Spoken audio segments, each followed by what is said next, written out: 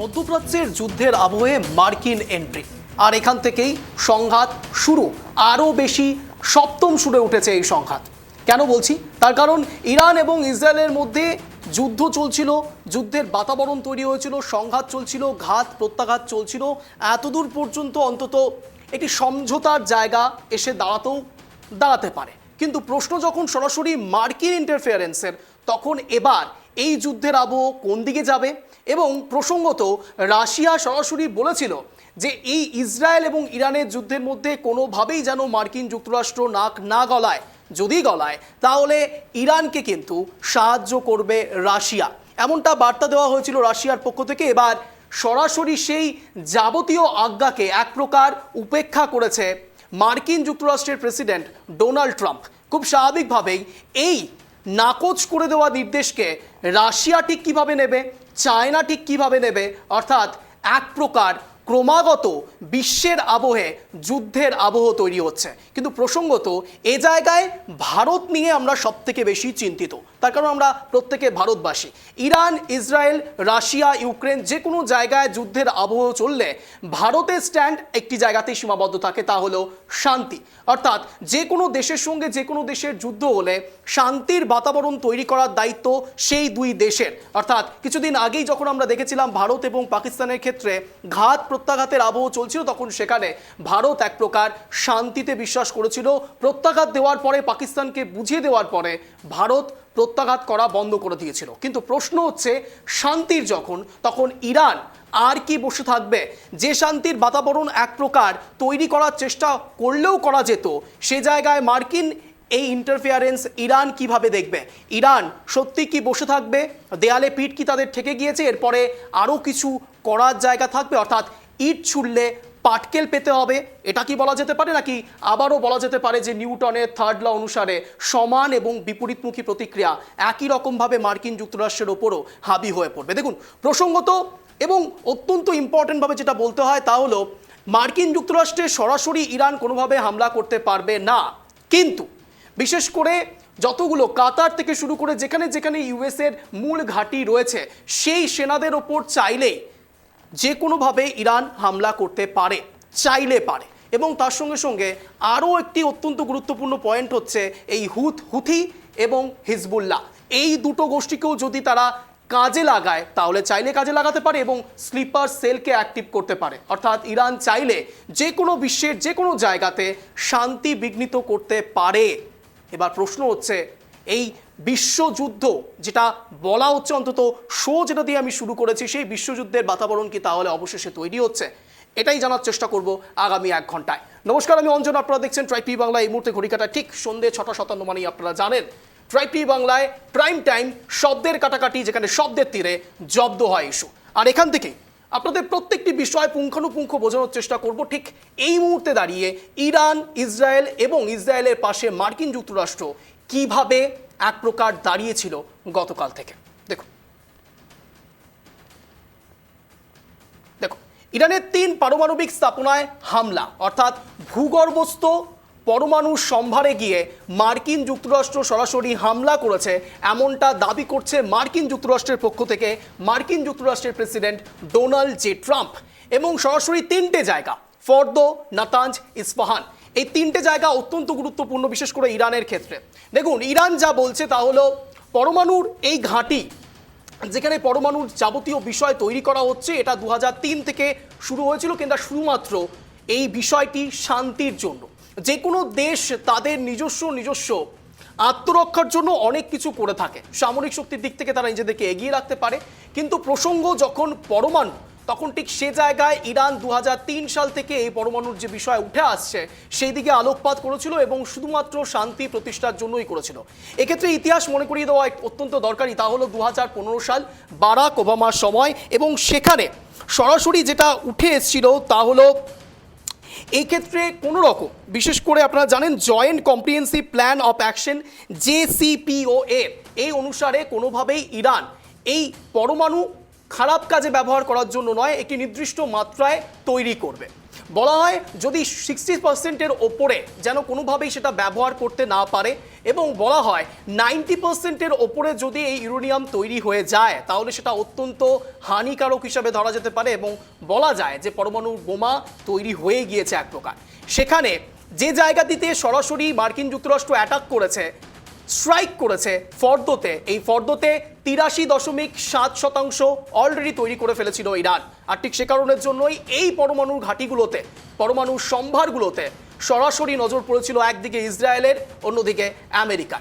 অর্থাৎ ঠিক এই জায়গা থেকে আমেরিকার প্রেসিডেন্টের মূল উদ্দেশ্য, 4টি মূল উদ্দেশ্য সরাসরি তিনি তুলে ধরেছেন, বিস্ফোরক সেই উদ্দেশ্যগুলো, সেগুলো একবার এক নজরে দেখে নেব। দেখুন, ট্রাম্পের ভাষণে 4টি গুরুত্বপূর্ণ বিষয় উঠে এসছে। তা হলো আমেরিকা ইরানের 3টি পারমাণবিক স্থাপনা ফর্দো, নাতানজ এবং ইস্পাহানে একটি সুনির্দিষ্ট এবং বড় আক্রমণ চালিয়েছে। এটা কে বলছে? মার্কিন প্রেসিডেন্ট ডোনাল্ড ট্রাম্প বলছে। Next plate.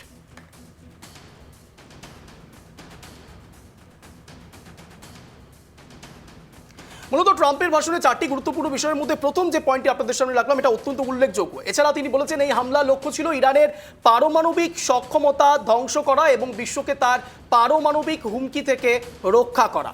অর্থাৎ আমেরিকা কোনো সময়ই চায় না যে অন্য কোনো দেশ পরমাণু শক্তিধর দেশ হয়ে উঠুক। দেখুন, 98 সালে ভারতের ক্ষেত্রেও এই একই রকমভাবে মার্কিন যুক্তরাষ্ট্র এ কাজ করেছিল, এটা নতুন নয়। ট্রাম্প বলেছেন যে এই আক্রমণগুলি সম্পূর্ণরূপে সফল হয়েছে এবং ইরানের এই পারমাণবিক স্থাপনাগুলি এখন ধ্বংস হয়ে গেছে, যেটা ইসরায়েলেরও মূল ইন্টেনশন ছিল যে পরমাণু শক্তি যেন কোনোভাবেই না পায় ইরান।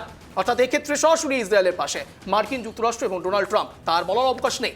ট্রাম্পের ভাষণে 4টি গুরুত্বপূর্ণ বিষয়ের মধ্যে যা তিনি উল্লেখ করেছেন, ট্রাম্প বলছেন যে হয় এখন শান্তি আসবে, নয়তো ইরানকে আরও বেশি ক্ষতির সম্মুখীন হতে হবে। অত্যন্ত গুরুত্বপূর্ণ একটি লাইন। ইরান যদি না থামে তবে তার অবশিষ্ট অবস্থানগুলিও কয়েক মিনিটের মধ্যে ধ্বংস হয়ে যাবে। এটা অত্যন্ত গুরুত্বপূর্ণ বিষয়। কেন তিনি এতটা কনফিডেন্সের সঙ্গে বলছেন, এটাই তো সব থেকে ভাবার বিষয়। এবং রাশিয়া, চায়না এখনো পর্যন্ত চুপ, একেবারে স্পিকটি নট। ভারত এক্ষেত্রে ইরানের সঙ্গে কথা বলছে এবং বলছে যে শান্তির প্রতিষ্ঠা করতে। ইসরায়েলের ক্ষেত্রে এই মুহূর্তে একেবারে আমেরিকা পাশে দাঁড়িয়ে গিয়েছে, তার বলার কোনো অবকাশ নেই। এবং গোয়াম, এই জায়গাটি অত্যন্ত গুরুত্বপূর্ণ। গোয়াম থেকে প্রায় 1/3 ইউএসের হাতে রয়েছে এবং সেখান থেকে কিন্তু স্ট্রাইকগুলো করা হয়েছে। অর্থাৎ আপনারা সবাই জানেন এক্ষেত্রে জাপানের সময় যখন যুদ্ধ হয়েছিল আমেরিকার, তখনও এই গুয়ামকে ব্যবহার করা হয়েছিল আমেরিকার পক্ষ থেকে। এবার একই রকমভাবে B2 এটা ব্যবহার করা হয়েছে। এবং এখানে যেটা সব থেকে বেশি উল্লেখযোগ্য আপনাদেরকে বলতেই হবে তা হলো GBU-57। এটা অত্যন্ত গুরুত্বপূর্ণ বিষয়। এই বম সরাসরি যেভাবে গ্র্যাভিটেশনকে সাপোর্ট নিয়ে, অর্থাৎ মাধ্যাকর্ষণ শক্তিকে সাথে নিয়ে একেবারে কোর পয়েন্ট অবধি, ভেতর অবধি, ভূগর্ভস্থ জায়গায় যেখানে পরমাণুর এই সম্ভার তৈরি করা আছে সেখানে গিয়ে অ্যাটাক করেছে, অর্থাৎ পেনিট্রেট করা হয়েছে এই GBU-57A কে B2-র মাধ্যমে। এই সামগ্রিক বিষয় নিয়ে আমরা আজ আলোচনায় আসবো। এই মুহূর্তে যারা যারা আমাদের সঙ্গে রয়েছেন তাদের সঙ্গে প্রথমে পরিচয় পর্ব সারব। রয়েছেন আমাদের সঙ্গে ইতিমধ্যেই মাননীয় সুদীপ ব্যানার্জি, এই মুহূর্তে রয়েছেন সিপিআই নেতা। আমাদের সঙ্গে ক্ষমাপ্রার্থী শুভম ব্যানার্জি রয়েছেন আমাদের সঙ্গে, সিপিআই নেতা। আমাদের সঙ্গে রয়েছেন মাননীয় আলী হোসেন, বিজেপি মুখপাত্র। রয়েছেন আমাদের সঙ্গে মাননীয় সন্দীপা চ্যাটার্জি, কংগ্রেস মুখপাত্র। রয়েছেন আমাদের সঙ্গে মাননীয় জয়দেব ঘর, রাজনৈতিক বিশ্লেষক। আপনাদের প্রত্যেকের কাছে আসবো, কিন্তু তার আগে শব্দের কাটাকাটিতে অঞ্জনের প্রশ্ন। দেখুন, মার্কিন তুষ্ট কূটনীতি বিপাকে ফেলবে না তো ভারতকে? অত্যন্ত গুরুত্বপূর্ণ পয়েন্ট আপনাদের সামনে রাখার চেষ্টা করবো। জানি না প্যানেল ডিসকাশনে যারা রয়েছে তারা এই প্রশ্নকে এড়িয়ে যাবে কিনা, কিন্তু প্রশ্নটা অত্যন্ত গুরুত্বপূর্ণ। মার্কিন তুষ্ট কূটনীতি, আমি আবারও রিপিট করছি, মার্কিন তুষ্ট কূটনীতি বিপাকে ফেলবে না তো ভারতকে? আমি এই কঠিন প্রশ্নটা নিয়ে প্রথমেই একটু যাওয়ার চেষ্টা করবো আলীবাবুর কাছে। আলীবাবু, আমি জানি হয়তো আপনার প্রথমেই খারাপ লাগতে পারে যে আমি বলছি মার্কিন তুষ্ট কূটনীতি, কিন্তু কোনো এক জায়গায় আপনি কি অস্বীকার করতে পারেন যে মার্কিন তুষ্ট রাজনীতি বা কূটনীতি করছে না ভারতবর্ষ? অর্থাৎ এই জায়গা থেকে মার্কিন তুষ্ট কূটনীতি ভারতের জন্য পরবর্তীকালে হানিকারক হয়ে দাঁড়াবে? আলীবাবু, আপনার 1 মিনিট ওপেনিং রিমার্ক। কখনো শুনুন, ভারতবর্ষ কখনো মার্কিন তুষ্ট নীতি গ্রহণ করেনি এবং করবে না। পরিষ্কার করে আজকে আপনার টিভিতে মানে অন ক্যামেরায় বলছি, ভারত কখনো মার্কিন তুষ্ট নীতি গ্রহণ করেনি, করবে না, কোনো কালেই করেনি। 98 সালে পোখরান পরমাণু বোমা বিস্ফোরণ যখন হলো 11ই মে, তখন মাননীয় প্রধানমন্ত্রী আমাদের অটল বিহারী বাজপেয়ীজিকে এইভাবে বাধার সম্মুখীন হতে হয়েছিল কিন্তু কোনো বাধা তিনি মানেননি। ভারতবর্ষ যে আণবিক দিক থেকে এগিয়ে আছে এবং পরবর্তীতে পারমাণবিক বোমা বিস্ফোরণ করে পোখরানে আমরা জানিয়ে দিয়েছি বিশ্ব দরবারে, যতই বাধা আসুক আমরা বাধার কাছে মাথা নত করবো না, ভারতবর্ষ প্রতিরক্ষা এগিয়ে যাবে। আর সেই হিসাবেই ভারতবর্ষ এখন পরমাণু দেশ হিসাবে আনুষ্ঠানিকভাবে স্বীকৃতি পেয়েছে। সেই কারণে মার্কিন অবরোধ বা আরো অন্য কোনো দেশের অবরোধ ভারত সরকার সেই সময় যথেষ্টভাবে মোকাবিলা করেছে। পাল্টা হিসাবে আমরা এনআরআই, নন রেসিডেন্সিয়াল ইন্ডিয়ানদের আমরা ডেকে তাদের কাছ থেকে আর্থিক সহায়তা আমরা চেয়েছিলাম, তারা সাহায্য করেছে। আমরা তরতর করে আমাদের ভারতবর্ষের অর্থনীতি কিন্তু আপনার ওপেনিং রিমার্কের সময় শেষ হয়েছে। আমি এবার সন্দীপাদির কাছে যাব। সন্দীপাদি, আপনার 1 মিনিট সময়, ওপেনিং রিমার্ক। আনমিউট করুন প্লিজ। বলুন সন্দীপাদি, বলুন। আছে হ্যাঁ, শোনা যাচ্ছে, বলুন। আলীবাবু যে জমানার কথা বলেছে সেই জমানাটা ছিল অটল বিহারীজির জমানা, মানে অটল বিহারীজি তখন প্রধানমন্ত্রী ছিলেন। তারও আগের জমানা যদি হয় ইন্দিরা গান্ধীজির জমানাত, তারপরে রাজীব গান্ধীর জমানাত, তারও একদম শুরুতেই যদি যায় 1947-এর পরে নেহরুজির জমানায় উনি যে বিদেশ নীতিটা অবলম্বন করেছিলেন, জওহরলাল নেহরু বলেছিলেন যে যেহেতু আমরা সদ্য আমরা স্বাধীনতার স্বাদ পেয়েছি, মুক্তি পেয়েছি, তো সেখানে আমরা ওই দ্বিমেরুকরণ জাতীয় যে শক্তিগুলো আছে সেগুলো থেকে নিজেদেরকে দূরে রাখবো। সেই বিদেশ নীতিতে ভর করে আমরা চলছিলাম। আমরা বলেছিলাম যে যে দেশগুলো দুর্বল দেশ সেগুলোর পাশে আমরা দাঁড়াবো। তার সাথে সাথে নেহরুজি এটাও বলেছিলেন যে আমাদের ভারতের চারপাশে যতগুলো দেশ আছে আমরা তাদের সাথে দাঁড়াবো, আমরা সেই প্রতিবেশী রাষ্ট্রের সাথে আছি। আজকের দিনে ভারতবর্ষের কোন প্রধানমন্ত্রী, যখন ইন্দিরা গান্ধী যখন 71-এর যখন যুদ্ধের কথা হচ্ছিল বাংলাদেশ স্বাধীন করার জন্য, তখন নিক্সনকে ইন্দিরা গান্ধীজি মুখের মতন জবাব দিয়ে এসেছিলেন। আজকে দাঁড়িয়ে আমরা কি দেখতে পাচ্ছি? আজকে দাঁড়িয়ে দেখতে পাচ্ছি যে প্রধানমন্ত্রীজি এরকম কোন রেকর্ড ভারতবর্ষের ইতিহাসে নেই যে আমাদের দেশের কোন প্রধানমন্ত্রী মার্কিন যুক্তরাষ্ট্রে গিয়ে সেখানকার হবু প্রধানমন্ত্রীর জন্য ইলেকশন ক্যাম্পেইন করে এসেছে।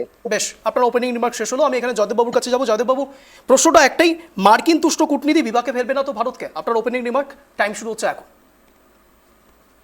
না, প্রথম কথা, মার্কিন তুষ্ট বিদেশ নীতি আর এখন নেই, কারণ ইরানের যিনি রাষ্ট্রপ্রধান তার সঙ্গে আমাদের যিনি রাষ্ট্রপ্রধান নরেন্দ্র দামোদর দাস মোদী বার্তালাপ করেছেন এবং তিনি টুইট করেছেন। অতএব তিনি ইরানের সঙ্গেও, সেটা সোনিয়া গান্ধী বা রাহুল গান্ধীর চাপে হতে পারে বা সোনিয়া গান্ধী রাহুল গান্ধী বারবার বলার ফলে হতে পারে, তিনি কিন্তু ইরানের সঙ্গেও যোগাযোগ করছেন।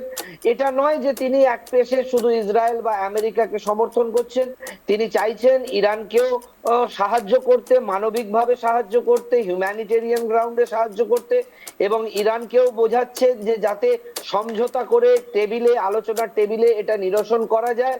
সেক্ষেত্রে বরং বাকি দেশগুলো, যেমন আপনি ধরুন জার্মানি, ইংল্যান্ড, মানে ইউনাইটেড কিংডম, আমাদের ইংল্যান্ড থেকে শুরু করে বাকি যে সমস্ত আমেরিকার বন্ধু দেশ, ফ্রান্স, এরা কিন্তু সবাই হয় সরাসরি প্রকাশ্যে আমেরিকাকে সমর্থন করেছে বা প্রকাশ্যে আমেরিকাকে সমর্থন না করলে নীরব থেকেছে। কিন্তু নরেন্দ্র দামোদর দাস মোদী দুঃসাহসিকতার সাথে ইরানে ফোন করে তিনি কিন্তু ইরানের পাশে থাকারও বার্তা দিয়েছে। অতএব এখানে নীতি নেই। বেশ, আমি এখানে শুভম বাবুর কাছে যাব। শুভম বাবু, আপনার ওপেনিং রিমার্ক, 1 মিনিট সময় শুরু হচ্ছে এখন, বলুন।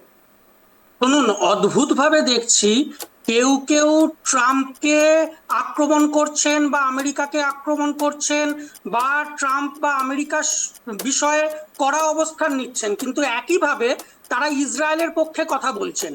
এইটা দুটো জিনিস একসাথে হয় না। কারণ হচ্ছে সোভিয়েতের পতনের পর যে বাইপোলার বিশ্ব ইউনিপোলার হয়ে গেছিল এবং শুধুমাত্র ছিল নেতৃত্বে আমেরিকা, বর্তমানে সেই ইউনিপোলারিটি থেকে আবার বাইপোলারের দিকে বিশ্ব যাচ্ছে। একদিকে G7, যে G7 এর নেতৃত্বে রয়েছে আমেরিকা, অন্যদিকে হচ্ছে ব্রিক্স বা ব্রিক্স প্লাস, যার নেতৃত্বে রয়েছে রাশিয়া, চীন। সুতরাং এই বাইপোলারিটির দিকে বিশ্ব যাচ্ছে এবং সেইখানে যখন একটা ব্রিক্স কান্ট্রি যখন যুদ্ধে ইনভলভ হচ্ছে, একদিকে একটা ন্যাটো কান্ট্রি বা আমেরিকার সরাসরি মদতপুষ্ট একটা কান্ট্রি, আরেকদিকে ব্রিক্স কান্ট্রি। যখন এই দুটো দেশ যখন যুদ্ধে ইনভলভ হচ্ছে, তখন স্বাভাবিকভাবে ব্রিক্স কান্ট্রির পাশে ভারত, যেহেতু ব্রিক্সের অন্যতম সদস্য, ভারতকে ব্রিক্সের পক্ষে অর্থাৎ ইরানের পক্ষে দাঁড়াতে হবে। এবং ঠিক একইভাবে দেখবেন আলটিমেটলি আপনার সময় শেষ হয়েছে। চীন তারা ইরানের পক্ষেই আলটিমেটলি অবস্থান নেবে। বেশ, এবার ডিবেট সময়। সরাসরি শব্দের কাটাকাটিতে এবার ডিবেট হবে। যে কোনো কারো কথা আটকাতে পারেন, কিন্তু কাউন্টার অ্যাটাক করতে গেলে হাত তুলতে হবে। আমি প্রথমে আলীবাবুর কাছে যাব। আলীবাবু, দেখুন, ইরানের পূর্ণ শক্তি ব্যবহারের উল্লেখ করা হয়েছে। এক্ষেত্রে ইরান যদি সরাসরি মার্কিন যুক্তরাষ্ট্রের উপর অ্যাটাক করতে চায়, প্রথমত প্রাথমিকভাবে এটা পুরোপুরি সম্ভব নয়, কিন্তু যদি পূর্ণ শক্তি দিয়ে কোনোভাবে প্রত্যাঘাত দেওয়ার চেষ্টা করে, তাহলে একেবারে থ্রেট হয়ে দাঁড়াবে ন্যাটো। আর ঠিক এ জায়গায় ভারতের ক্ষেত্রে বিশেষ করে আমাদের পদক্ষেপ কি হবে? আলীবাবু। আমাদের পরিষ্কার মাননীয় প্রধানমন্ত্রী এবং দেশের সরকারের পক্ষ থেকে সরকারি নিশ্চয়ই বার্তা জানানো হয়েছে যে আমরা শান্তিতে বিশ্বাস করি। সারা পৃথিবীময় একটা শান্তিপূর্ণ রাষ্ট্রে পরিণত হোক এবং সারা পৃথিবীর দেশ আমাদের আত্মীয়। এবং বসুম কুটুম্বক একটা শব্দ সংস্কৃতে বলা হয়, আমরা সবাই হচ্ছে আমাদের আত্মীয়। সেই জন্যে আমরা শান্তি চাই, যার ফলে আমেরিকা হোক, ইসরায়েল হোক, আর ইরান হোক, আর প্রতিবেশী অন্য কোনো দেশেই হোক, যা কিছু ঘটবে আমরা বরাবরই শান্তির পক্ষে বিরাজ করব। আমাদের সরকারি স্ট্যান্ড নিশ্চয়ই, আপনার যদি কোনো বক্তব্য থাকে অফিসিয়ালি সেটা আপনি জানাতে পারেন। আমাদের মুখপাত্র বা সরকারের কোনো বিবৃতি যদি থাকে বিদেশ দপ্তরের, সেটা আপনারা জানাতে পারেন, তারপরে আমার প্রতিক্রিয়াটা জানাবো। বেশ, আমি ঠিক এখান থেকে সরাসরি সন্দীপাদির কাছে যাবো। সন্দীপাদি। দেখুন, আলীবাবু তো অনেক কথা বলছেন, সবই বুঝলাম, কিন্তু আলীবাবু, এই যে গাজায় যুদ্ধবিরতি নিয়ে যখন ভোটাভুটি হচ্ছিল, তখন ভারত কেন পার্টিসিপেট করলো না? কিসের ভয়ে? আমাদেরকে তো সেগুলোও জানতে হবে। সেটাতে যদি ভারত পার্টিসিপেট করতো ভোটাভুটিতে, তো ভারতের একটা অবস্থান, একটা স্ট্যান্ড জানা যেত। নো ডাউট ভারত সরকার যেটা করেছে সেটা সবসময় করে আসে, যে যখন আক্রান্ত হচ্ছিল, তো সেখানে প্যালেস্তাইনকে এড পাঠানো হচ্ছিল, সবকিছুই ঠিক আছে, কিন্তু তারপরেও এত হাজার হাজার মানুষ প্যালেস্তাইনে মারা গেছে, বাচ্চারা, শিশুরা মারা গেছে, তারপরেও কিন্তু একবারের জন্য এইখানে কিন্তু নেতানিয়াহুর সাথে একবারও কিন্তু প্রধানমন্ত্রী নরেন্দ্র মোদী বলেননি যে ইরানকে যেরকম বললেন যে যুদ্ধবিরতি করুন, কেন ইসরায়েলকে বলতে পারছে না নেতানিয়াহুকে যে আপনারাও যুদ্ধবিরতিতে অংশগ্রহণ করুন? আমেরিকাকে বলতে পারছে না যে আপনারা হঠাৎ করে কেন আমি সন্দীপাদির কথার সঙ্গে একেবারে সহমত। সন্দীপাদির সঙ্গে একেবারে কথায় সহমত রয়েছে। আমি এখানে আলীবাবুর কাছে শুধু একটা বিষয় জানতে চাইবো, একেবারে সন্দীপাদির কথা প্রসঙ্গ টেনে। আচ্ছা, এখানে কি কোনো কারণে চা বাহার এই বিষয়টিকে আপনারা বেশি পরিমাণে আলোকপাত করছেন, হাইফা সমুদ্র বন্দরকে একেবারেই আলোকপাত করতে চাইছেন না আলীবাবু? সেগুলো কূটনৈতিক বিষয় আছে, সেগুলো বিষয়ে সরকারের নিশ্চয়ই স্ট্যান্ড জানাবে। সেটা আমরা এখান থেকে কি বলবো, আর আমাদের বলাও ঠিক হবে না। এইটুক যেটা বলতে পারি সেটা হচ্ছে, ভারত কোনোদিনও আমরা অশান্তি প্রথমত আমরা ডেকে আনিনি। আমাদের মধ্যে যদি কেউ বাইরের থেকে এসে অশান্তি বাতাবরণ তৈরি করবার চেষ্টা করে, সেখানে আমরা তার মোকাবিলা করবো। এটাই হলো আমাদের এই মুহূর্তে স্ট্যান্ড আছে। বন্দরের ক্ষেত্রে, এই সমস্ত নিশ্চয়ই ক্ষেত্রে সন্দীপাদিও বলতে চাইছেন নিশ্চিত রূপে ভারত এটা নিশ্চিত রূপে এই বিষয়টা দেখছে। বেশ, আলীবাবু। হাইফা বন্দরের কথা যখন হচ্ছে, আমরা জানি হাইফা বন্দর 70% আদানির আন্ডারে আছে।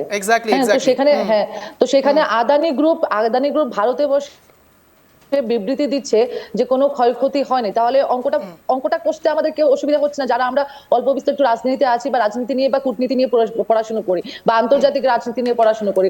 আপনি হাইফা বন্দরের কথা বলছেন, আমি বলছি উপসাগরীয় হরমুজ প্রণালী। আজকে ইরানের উপর যেটা হয়েছে, আজকে মধ্যপ্রাচ্য থেকে আমরা 40% তেল, 80% তেল আমদানি করি, জ্বালানি আমদানি করি। হঠাৎ করে হু করে মার্কেটে সেটা বাড়ছে, কিন্তু জ্বালানির দাম মানে 65 থেকে 70%। শনিবারই সম্ভবত 65 থেকে 70%, 80%, বর্তমানে 80%। এবং ইরান মধ্যপ্রাচ্য থেকে যে আমরা আমদানি করি, এই মুহূর্তে আমাদের সঙ্গে জুড়ে গিয়েছেন মাননীয় ইন্দ্রজিৎ মজুমদার, রাজনৈতিক কর্মী, তৃণমূলটাকে সমর্থন করে। আমাদের সঙ্গে রয়েছে মাননীয় সুকান্ত ঘোষ, রাজনৈতিক বিশ্লেষক। ট্রাইব বাংলা আপনাদের দুজনকে স্বাগত শব্দের কাটাকাটি অনুষ্ঠানে। আমি আবারও সন্দীপাদির কাছে ব্যাক করবো, বলুন। হ্যাঁ, তো সেখানে দাঁড়িয়ে বলবো যে ইরান মধ্যপ্রাচ্যে একমাত্র ইরান 40%, যত পার্সেন্টই উৎপাদিত হয়, ধরুন 100% যদি হয়, ইরান 40% উৎপাদন করে জ্বালানি। আর সেই মধ্যপ্রাচ্য থেকে আমরা 80% জ্বালানি আমরা ভারতে নিয়ে আসি, তো সেই দেশ আজকে যদি এই ইরান এবং ইসরায়েল এবং এদের যুদ্ধের মধ্যে যদি পরে ক্ষতিগ্রস্ত হয়, তাহলে ডেফিনেটলি আমাদের ভারতে জিনিসের যা দাম আছে, আমাদের সাধারণ মধ্যবিত্ত আমরা মানুষরা যারা আছি আমাদের উপর সেই চাপটা কিন্তু আসবে। আমি আবারও বুঝতে পারছি না, বা আমরা আবারও বুঝতে পারছি না, যে দেশ আজকের দিনে মানে কি বলবো, বিভিন্ন দিকে সোশ্যালিজম থেকে শুরু করে বিভিন্ন জিনিসের প্রবক্তা, আজকে ইন্দিরা গান্ধীজি কিউবার যিনি নেতা ছিলেন ফিদেল কাস্ট্রোকে, মুক্তি সংগ্রামের নেতা ফিদেল কাস্ট্রোকে আমন্ত্রণ জানিয়েছিলেন। তো সেখানে দাঁড়িয়ে কিসের ভয় পাচ্ছেন নরেন্দ্র মোদী? কেন আমেরিকার মতন একটি সাম্রাজ্যবাদের কাছে মাথা নত করছেন উনি, আর তার সাথে সাথে ভারতের বিপদ ডেকে আনছেন? বেশ, আমি এখান থেকে সরাসরি প্রথমে একটু সুকান্ত বাবুর কাছে যেতে যাবো। সুকান্ত বাবু, দেখুন, আজকে প্রাথমিকভাবে আমরা যে প্রশ্নটা রেখেছিলাম তা হলো সরাসরি মার্কিন তুষ্টিকরণের কূটনীতি, এটা কি সত্যি ভারতকে পরবর্তীকালে সাফার করাবে? আপনার ওপেনিং রিমার্কস 1 মিনিট সময় হচ্ছে এখন, বলুন। না না, একদমই। এবং দেখো, এটা তো ট্রাম্পকে সামনে রেখেই ভারত পাকিস্তান যেটা ঘাত প্রতিঘাত তুমি যেটা বলো সেটাই ব্যবহার করছি, সেটা তো দেখাই গেছে। পরবর্তীকালে আমরা বারবার দেখেছি কোলাকুলি, অনেক কিছু দেখেছি। হ্যাঁ, স্বামী বিবেকানন্দ, অনেক কিছু দেখেছি। এগুলো আলটিমেটলি একটা রাষ্ট্র নাগরিক যেরকম মানে রাষ্ট্র নেতা তার যেরকম হওয়া উচিত, ডোনাল্ড ট্রাম্প ঠিক এরকমই। ডোনাল্ড ট্রাম্পকে প্রেডিকশন তো করা যায় না, আর ডোনাল্ড ট্রাম্প সাম্রাজ্যবাদী হতেও কোনো সময় নেবে না। এবং সবচেয়ে বড় কথা, যখনই ইরান ঘোষণা করলো যে ইউরেনিয়ামের কোনো ধরনের চুক্তি আমেরিকার সাথে হবে না, তখনই কিন্তু পরক্ষণেই তার অ্যাটাক হলো। এবং এই সমস্যাটা কি, যখনই দেখা গেল যে মাটির নিচে যে ইউরেনিয়াম খনি বা যেগুলো রয়েছে সেগুলোর মধ্যে ইসরায়েল সেগুলোকে অ্যাটাক করতে পারবে না, আমার যতটুকু আমি জেনেছি। একেবারে ঠিক বলছেন। কিন্তু বেসিক্যালি আমেরিকা কিন্তু এটা পারবে। এবার দেখো, আমেরিকা ইসরায়েলের দোষর হতেই পারে, কিন্তু তুমি দেখো বেঞ্জামিন নেতানয়াহুর ইসরায়েল, এটা কিন্তু তৈরি হচ্ছে আমেরিকার, তুমি যদি স্বীকার করো না স্বীকার করো। কিন্তু সমস্যাটা হচ্ছে ইরান নিয়ে। ইরান যতই তুমি মানে বেসিক্যালি বলো যে একটা ধর্মীয় বিষয় ওনাদের রাষ্ট্রপ্রধানের রয়েছে, আয়াতুল্লাহ রয়েছে, কিন্তু তুমি এটাও মানতে হবে যে একটা দেশের ইউরেনিয়াম উৎপাদন বা পারমাণবিক যে ব্যবস্থাপনা তা যদি আন্তর্জাতিক নিয়ম মেনে, সম্মিলিত জাতিপুঞ্জের নিয়ম মেনে হয়, তাহলে তাতে বাধা কিসের? এর জন্য তো ইরান প্রশ্ন করেছে, ইরান সম্মিলিত জাতিপুঞ্জের কাছে প্রশ্ন করেছে যে আপনারা কি করছেন। ইন্দ্রজিৎ বাবুর কাছে যাবো। ইন্দ্রজিৎ বাবু, আপনার ওপেনিং রিমার্ক 1 মিনিট সময় শুরু হচ্ছে এখন, বলুন। দেখুন, ঘটনার সূত্রপাত যেটা, সে মধ্যপ্রাচ্যের দেশকে আমেরিকার কন্ট্রোল নেই, মেন হচ্ছে ঘটনাটা এইখানে কন্ট্রোল নেয়। কিন্তু এর সঙ্গে একটা ইতিহাস জড়িয়ে আছে। মেন ইতিহাসটাই হচ্ছে এর মূল গোড়া সমস্যা তৈরি করেছিল ব্রিটেন।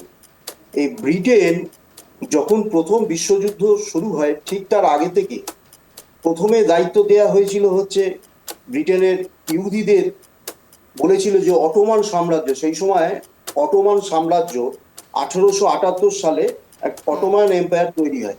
তখন না ছিল তখন ইহুদিদের দেশ, না ছিল ইসরায়েল, না ছিল প্যালেস্টাইন, না ছিল জর্ডান, না ছিল সিরিয়া, এই ধরনের কিছুই ছিল। তখন অটোমান এম্পায়ার ছিল। তো এই অটোমান এম্পায়ারকে ডিভাইড অ্যান্ড রুল খেলে, যাতে সেই ব্রিটেন সেই সময় যুদ্ধে ঢুকে বলে যে মক্কার যে ছিলেন কি নাসিব, আমি নামটা একটু মনে করতে পারলাম না, যাই হোক, সেই সময় বললেন যে যদি ইহুদিরা আমাদের সঙ্গে যুদ্ধ করে, আমাদের সাথে আসে, তাহলে আমরা প্যালেস্টাইনে ওনাদের জন্য একটা আলাদা জায়গা করে দেবো। কিন্তু সেই সূত্রপাত হলো, প্রথম বিশ্বযুদ্ধ শেষ হলো, সেই 1938 সালে দেখা গেল 30% ইহুদিরা বিভিন্ন ইউরোপ থেকে বিভিন্ন জায়গা থেকে এসে, যেখানে 3% ছিল তারা, সেখান থেকে তারা 1938-এ পরে 30% গেল। 30% হওয়ার পরে এইবারে সেই কিন্তু যখন একটা জেনেভা কনভেনশনে কথা হয়েছিল, তখন কিন্তু তারা আলোচনা করেছিল, কিন্তু কথা ব্রিটেন কথা রাখেনি। তা সুতরাং সূত্রপাত কিন্তু এটা হচ্ছে ডিভাইড অ্যান্ড রুল। যেরকম ভাবে ভারতবর্ষকে এরা ভেঙেছে, ঠিক আজকে যে ইসরায়েলের সঙ্গে ইরানের যে সমস্যা, এই সমস্যার গভীরে যেতে হবে। এই গভীর সমস্যা এই ব্রিটেনের তৈরি করা, এবং ব্রিটেনের তৈরি করা সমস্যা। জয়দেব বাবু, ব্রিটেনের তৈরি করা সমস্যা। একটা জিনিস একটু ছোট্ট অঞ্জন বলে নি না, প্লিজ, আমি আবারও সময় পাবেন, আপনি পয়েন্ট মনে রাখুন, রিব্যাটল করার সুযোগ পাবেন। জয়দেব বাবু বলুন। না, ব্রিটেন তো ইসরায়েলের পাশেই আছে, আমেরিকার সাথেই আছে। সেখানে প্রশ্নটা হচ্ছে যে চীন আর রাশিয়া এরা কি কাগুজে বাঘ? চীন আর রাশিয়ার যে আস্ফালন গুরুত্বপূর্ণ point, সেটা কোথায় গেল? তার মানে আমেরিকার দাদাগিরি সারা বিশ্বে আবার অ্যাকনলেজড এবং স্বীকৃত হলো। আমেরিকা বুঝিয়ে দিল আজও সে বিশ্ব সেরা এবং বিশ্বের 1 নম্বর শক্তিধর রাষ্ট্র। সে যখন কিছু করবে তাতে নাক গলাবার সাহস না তো চীনের রয়েছে, না তো নর্থ কোরিয়ার রয়েছে, না তো রাশিয়ার রয়েছে। অর্থাৎ এই সমগ্র বিশ্বের দাদাগিরি করার যে একচ্ছত্র আধিপত্য সেটা কিন্তু আমেরিকাই রেখেছে। এবং মাঝখানে আমরা যে শুনছিলাম চায়না ভিতরে ভিতরে এত শক্তিশালী হয়ে উঠেছে আমেরিকাকে গুঁড়িয়ে দেবে, এবং চীন আর রাশিয়া মিলে গেলে নাকি আমেরিকা এবং মিত্র শক্তিধর ফ্রান্স, জাপান, ইংল্যান্ডও যদি একসাথে হয় এবং বিশ্বযুদ্ধ হয়, তাতে নাকি চীন আর রাশিয়া যদি একসাথে যুদ্ধ করে তাতে করে নাকি আমেরিকাকে তারা পরাস্ত করবে, ব্রিটেনকে পরাস্ত, জাপান এবং মিত্র শক্তি ফ্রান্স সমস্ত মিত্র শক্তিকে তারা পরাস্ত করবে। এটা যে আসলে পুলিয়াউড়ে ছিল চীন এবং রাশিয়া সেটা আজকে বোঝা গেল। কারণ একটা অসহায় দেশ বা নিহাত্তা দেশ যেভাবে দাদাগিরি প্যালেস্টাইনের ওপরে ইসরায়েল করেছে এবং সেই দাদাগিরি করার পর গাজাকে শেষ করেছে, এবং ঠিক তার পরেই যেভাবে তারা ইরানকে শেষ করতে যাচ্ছে, এবং যখন ইসরায়েল একা পেরে উঠলো না তখন সরাসরি আমেরিকা গিয়ে ইসরায়েলের পাশে দাঁড়িয়ে কিন্তু ইরানকে পায় শ্মশানে পরিণত করছে। কিন্তু তারপরেও এখনো পর্যন্ত রাশিয়া বা চীন 1 ইঞ্চি এগোয়নি বা তাদের তরফ থেকে কোনো বিবৃতি আসেনি। তার মানে বুঝে নিতে হবে ভারতবর্ষের ক্ষেত্রে কিন্তু মিত্র অক্ষ শক্তি, যদি ভারতবর্ষকে সুরক্ষিত থাকতে হয় তাহলে ইসরায়েল এবং আমেরিকার সঙ্গে যাওয়াটাই শ্রেয়। কারণ আমেরিকার উপরে দাদাগিরি করতে চীন এবং রাশিয়াও ভয় পাচ্ছে। অতএব চীন এবং রাশিয়া যখন ইরানের পাশে দাঁড়াচ্ছে না, তখন ভারত যদি ইরানের পাশে দাঁড়িয়ে কোনো ভুল সিদ্ধান্ত নেয় সেক্ষেত্রে কিন্তু বুঝতে হবে যে আমেরিকা থেকে কিন্তু ভারতও নিস্তার পাবে না। আমেরিকার কিন্তু রোশান হলে ভারতও পড়বে এবং বাংলাদেশ এবং পাকিস্তানকে দিয়ে ভারতের ভৌগোলিক মানচিত্রের উপর প্রভাব আনতে পারে। অতএব আমেরিকার সঙ্গে বন্ধুত্ব রাখা, ইসরায়েলের সঙ্গে বন্ধুত্ব রাখাই ভারতবর্ষের বুদ্ধিমানের কাজ হবে। কারণ এক্ষেত্রে প্রমাণিত হয়ে গেছে যে রাশিয়া এবং চীন আসলে কাগুজে বাঘ, তাদের কোনো মাত্র দম নেই তারা আমেরিকার মুখোমুখি হবে বা মোকাবিলা করবে। যখন ইসরায়েল, আমেরিকা, ইংল্যান্ড, ফ্রান্স একত্রে দাঁড়াবে তখন কিন্তু চীন আর রাশিয়া পিছনের দরজা দিয়ে পালিয়ে যাবে। যেভাবে ইরানকে গাছে তুলে মই কেড়ে নিয়েছে, ইরান যে এত শুভমবাবু বলতে চাইছেন হয়েছিল শুধুমাত্র এই চীন আর রাশিয়ার দেওয়া মিথ্যে প্রতিশ্রুতির জন্য। শুভমবাবু বলতে চাইছেন, শুভমবাবু বলুন কার পাল্লা ভারী, দাদাগিরি নাকি কূটনীতি? দুটো জিনিস, একটা হচ্ছে একদিকে যেমন উনি বাসুদেবা কুটুম্বকমের কথা বললেন, বাসুদেবা কুটুম্বকমের সাথে সামঞ্জস্যপূর্ণ রাজনৈতিক অবস্থান হচ্ছে জোট নিরপেক্ষতা। একদিকে বাসুদেবা কুটুম্বকমের কথা বলবো, আরেকদিকে জোট নিরপেক্ষতার যে ভারতের দীর্ঘদিনের লাইন সেটা মানবো না, প্যালেস্তাইনের পক্ষে সরাসরি অবস্থান নেব না, ইসরায়েল বা আমেরিকার সাথে আমেরিকা এবং ইসরায়েল নাকি ভারতের প্রিয় মিত্র, কাছের বন্ধু, সেই কথা বলবো। দুটো একসাথে চলে না।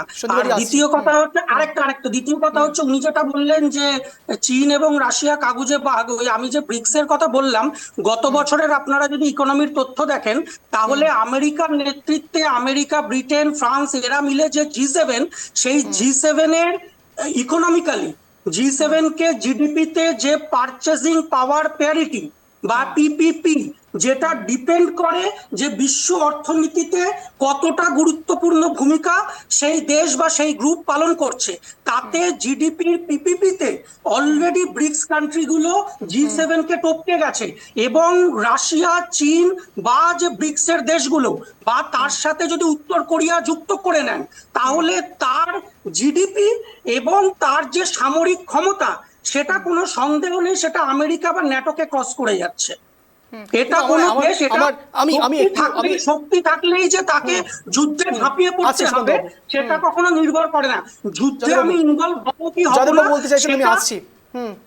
আমি আগে প্রথম তোমার পরিচয় কি ফলে, তোমার পরিচয় বৃক্ষের পরিচয় ফলে, ওইসব স্ট্যাটিস্টিক আর অঙ্ক আর ওই বুলিয়া উড়ে লাভ নেই। আজকে চীন আর রাশিয়া পারছে না আমেরিকার দাদাগিরি রুখতে। আমেরিকা ভয় ডর নেই, ইসরায়েল বন্ধুকে অ্যাটাক করেছে, ইরানকে গুড়িয়ে দিয়েছে। আর সেই চীন আর রাশিয়া এখনো পর্যন্ত চোখ তুলে আমেরিকাকে একটা অন্তত থ্রেট করতে পারেনি। অতএব ওই জিডিপি, পারচেসিং পাওয়ার, প্যারিটি, স্ট্যাটিস্টিক ওসব পকেটে গুঁজে রাখুন।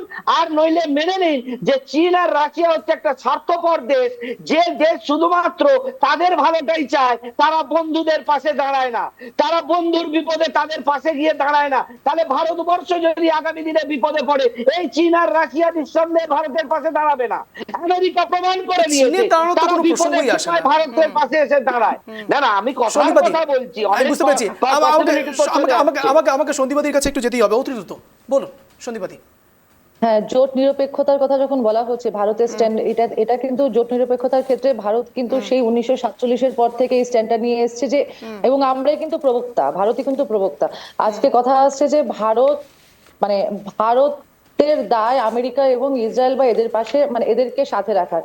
ভারতের দায় সবাইকে সাথে রেখে চলার।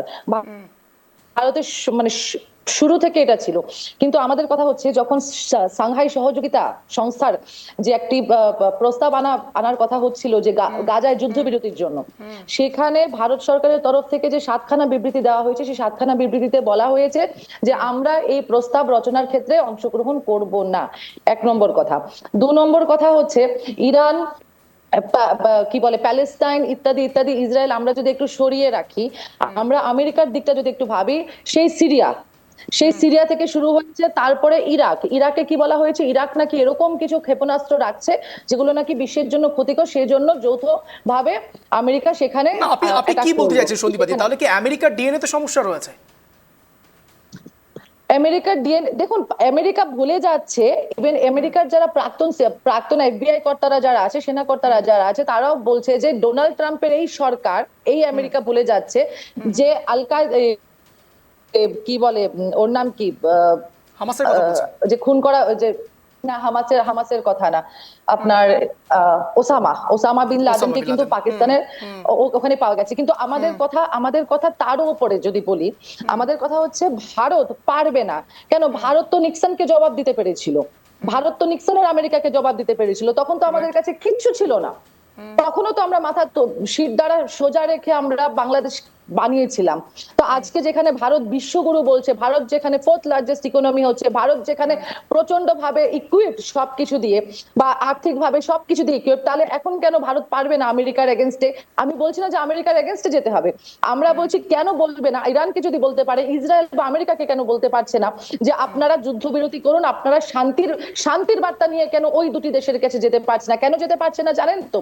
এই জন্য, কেননা মোদিজির যে শেকলটা, সেই শেকলটা ট্রাম্পের হাতে বাঁধা আছে। ওই যে নমস্তে ট্রাম্প বা হাউডি মোদি করেছে, সেখান থেকে সেই শুরু হয়েছে, সেখান থেকে সাম্রাজ্যবাদ নীতিও বলবো না, ট্রাম্পের কাছে মাথা নত করার বিভিন্ন প্রক্রিয়া শুরু হয়ে গেছে। কেননা পেহেলগাঁও অ্যাটাক যখন হয়েছে, যখন পাকিস্তান ইন্ডিয়া, আমি তো সব থেকে বেশি অবাক হয়েছিলাম সন্দীপবাদী, যখন 15 বার এক কথায় যেদিন পুরোপুরি বলে দেওয়া হলো, আমি নিজে শো করেছি, যখন সেখানে বলতে বাধ্য হলাম আমরা রীতিমতো, যে প্রধানমন্ত্রী নরেন্দ্র মোদী তিনি একেবারে G7 সামিটের পরে নাকি একেবারে রাষ্ট্রপতি ডোনাল্ড ট্রাম্পের সঙ্গে কথা বলেছেন, এবং সেখান থেকে আমরা জানতে পারছিলাম যে না,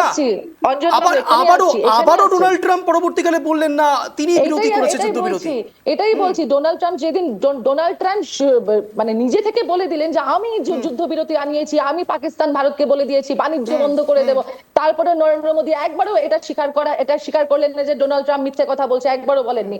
এর 37 দিন পর, গুনে 37 দিন পর, যখন তাও কোথা থেকে প্রেস বিবৃতি জারি হলো, তাও যারা আছে, সচিবরা আছেন, তারা বললেন, একবারের জন্য নরেন্দ্র মোদীর মুখে শোনা যায়নি যে আমি ট্রাম্পের সাথে কথা বলেছি, আমি বলেছি যে না আমাদের স্ট্যান্ড কি।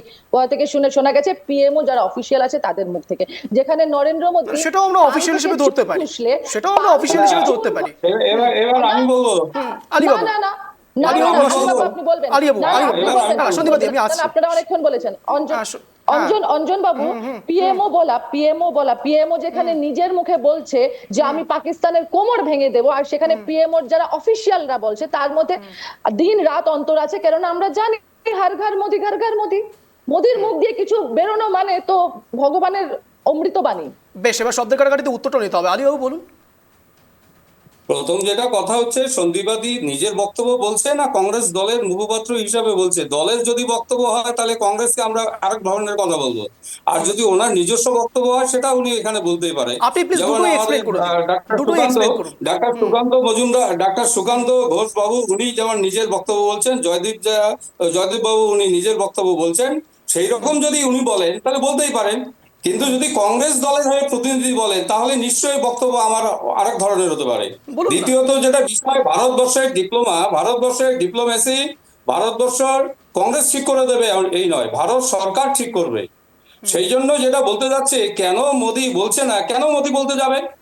আজকে অন্য দেশের মধ্যে বিষয় হচ্ছে আমরা এটা তো মধ্যস্থকারী ভারতবর্ষের হিসাবে আমরা আবেগ। থাকতে চাই। আলিবাবু ঠিক আমাদের বলেছেন, অবস্থান, কেন আমরা বলতে যাবেন? আপনারা মধ্যস্থকারী কংগ্রেসকে হিসাবে উত্তর নাই দিতে পারেন, কিন্তু ভারতবর্ষকে তো উত্তরটা দেবেন। সোমবাবু আসবো, বলুন আলিবাবু বলুন। সেই জায়গায় দাঁড়িয়ে পরিষ্কার কথা, জয়দেব বাবুকে আমি আংশিক সমর্থন এই কারণে করছি, উনি বিভিন্ন সময় বিভিন্ন ভাবে বললো, আজকের কোনটা বক্তব্যটা কোনটা আমার কাছে কোনটা আংশিক আলিবাবু, সমর্থনের জায়গা? আলিবাবু, রাশিয়া চায়না আলিবাবু, হচ্ছে কাগুজে না, বাদ, না, আলিবাবু, এটা সমর্থনের জায়গা। আলিবাবু, ভারতবর্ষ আলিবাবু, সুপার আলিবাবু শক্তিতে শুনুন, এখনো আলিবাবু রূপায়ণ শুনুন, হয়নি, আলিবাবু যে শুনুন, আমরা যে আমেরিকাকে দেশের প্রধানমন্ত্রী, মোকাবেলা করবো, আলিবাবু, এটা সম্ভব নয়। এটা দেখতে হবে আলিবাবু, যে বর্তমান দেশের পরিস্থিতি কোন প্রধানমন্ত্রী জায়গায় বিবৃতি দিতে দাঁড়িয়েছে। পারে, ভারতবর্ষ কৌশলের নীতি নিয়েছে, আমরা অবস্থান করছি, অবজারভেশন করছি, আমরা কোন মানে কিভাবে করলে এই যুদ্ধটাকে এড়ানো যেতে পারে এবং ভারতবর্ষের বেনিফিট হতে পারে, আমরা বেনিফিটটা আমরা সব থেকে বেশি দেখবো, দেশের বেনিফিট আমরা দেখবো, সেই না, হিসাবে আমরা আলিবাবুরা এগোবো। দেশের বেনিফিট দেখতে দেখতে, Right, আলিবাবুরা শুভমবাবু বলতে চাইছেন। ভাবতে আমি ইন্দ্রজিৎ বাবু শুনুন, অবশ্যই আপনার কাছেও আসবো। আলিবাবুরা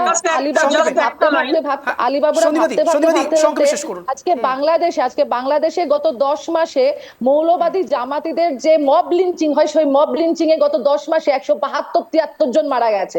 শুধু সেটা না, রবীন্দ্রনাথের কাছারি বাড়ি ভেঙে দেওয়া হয়েছে। ভারত কি স্টেপ নিয়েছে?